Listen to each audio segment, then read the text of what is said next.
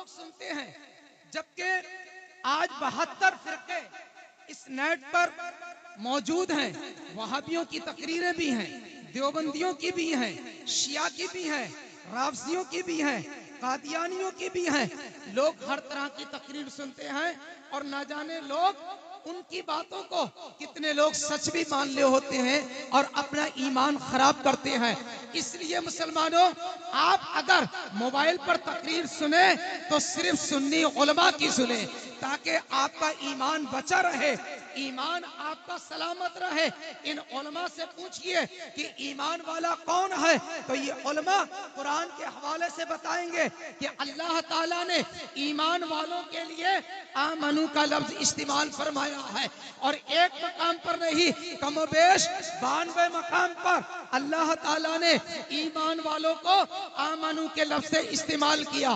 یا ایوہ الذین آمنو، یا ایوہ الذین آمنو، بہت مقام پر اللہ نے ایمان والوں کو آمنو کے لفظ سے خطاب کیا. اور قرآن کہتا ہے یہ آمنو والے جو ہیں وہی ایمان والے ہیں، اور جو آمنو کی حد سے باہر ہوں گے وہ ایمان والے نہیں ہو سکتے، وہ فرقے والے گمراہ ہوں گے. میں نے قرآن سے پوچھا، اے قرآن، تو نے ایمان والوں کو آمنو کے لفظ سے یاد کیا، اس آمنو میں کون لوگ داخل ہیں، اس کا مقصد کیا ہوتا ہے؟ تو قرآن کہتا ہے کہ آمنو کے اندر 4 حرف ہے. پہلا حرف الف ہے، دوسرا حرف میم ہے، تیسرا حرف نون ہے، چوتھا حرف واو ہے. میں نے کہا ہاں قرآن، یہ 4 حرف نظر آتے ہیں، ان کا معنی کیا ہے، ان کا مقصد کیا ہے؟ تو قرآن کہتا ہے الف سے مراد اللہ ہے، جو اللہ کو مانے وہ ایمان والا ہے. اللہ اکبر کبیرہ. میں نے کہا قرآن، اللہ کو ماننے کا مقصد کیا ہے؟ تو قرآن کہتا ہے صدق اللہ، اللہ سچا ہے. لہذا جن لوگوں نے کہا کہ اللہ جھوٹ بول سکتا ہے وہ الف کی حد سے باہر ہو گئے، وہ ایمان کی حد سے باہر ہو گئے، وہ ایمان والے نہیں ہو سکتے. میں نے کہا قرآن کیوں؟ تو قرآن کہتا ہے لعنت اللہ علی الکاذبین، جھوٹوں پر تو اللہ لعنت، جھوٹوں پر اللہ لعنت فرماتا. اگر اللہ ہی جھوٹا ہو جائے تو کائنات میں کوئی سچا نہیں رہ سکتا.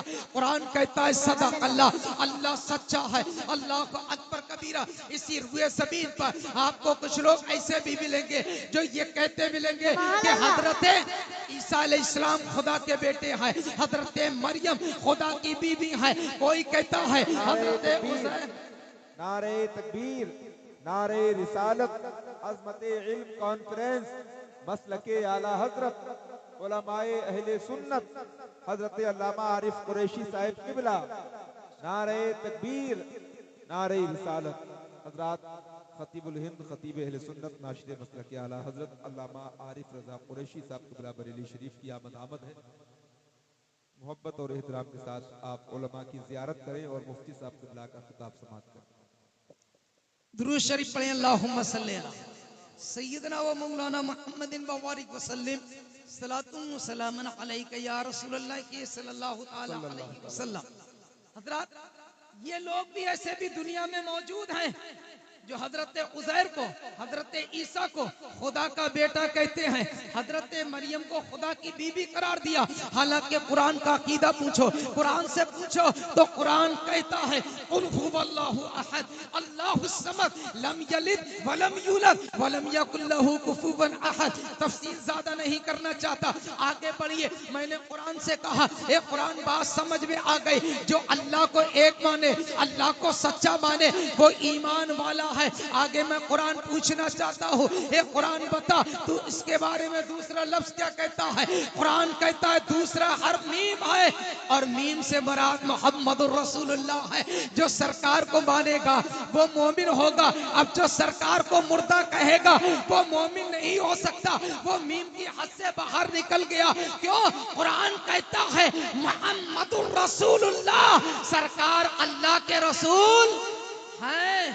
اور جو زندہ ہوتا ہے وہ ہے کہا جاتا ہے، جو انتقال کر جاتا ہے اسے تھا کہا جاتا ہے۔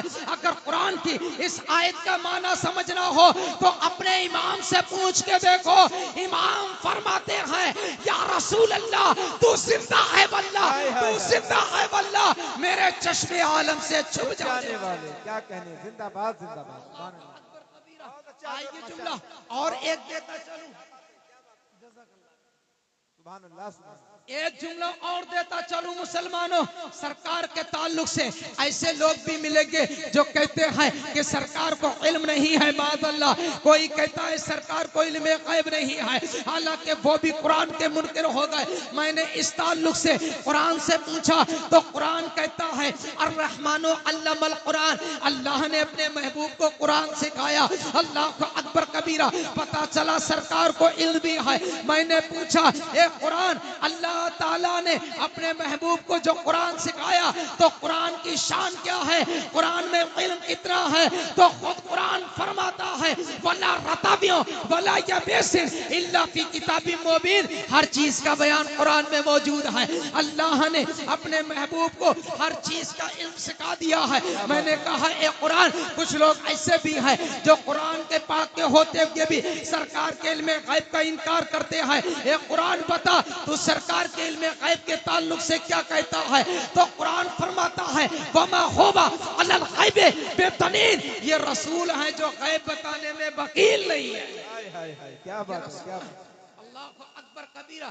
لہذا جنہوں نے کہا سرکار کو علم نہیں، وہ الرحمن علم القرآن کا انکار کر چکے، ان کا ایمان چلا گیا۔ جنہوں نے کہا سرکار کو علم غیب نہیں ہے، وہ وما علی الغیب بضنین کے منکر ہو چکے۔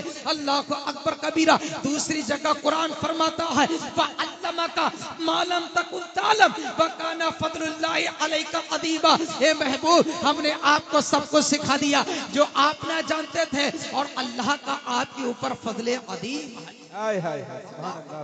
کبیرہ۔ قرآن کی آیتوں سے سرکار کی عظمت سمجھ میں آتی ہے۔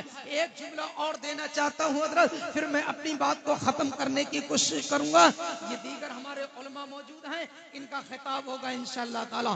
ایک جملہ اور سنیں، کچھ لوگوں کا عقیدہ معاذ اللہ کہ مخلوق چھوٹی ہو یا بڑی، خدا کی بارگاہ میں گدھے اور چمار سے زیادہ ذلیل، معاذ اللہ۔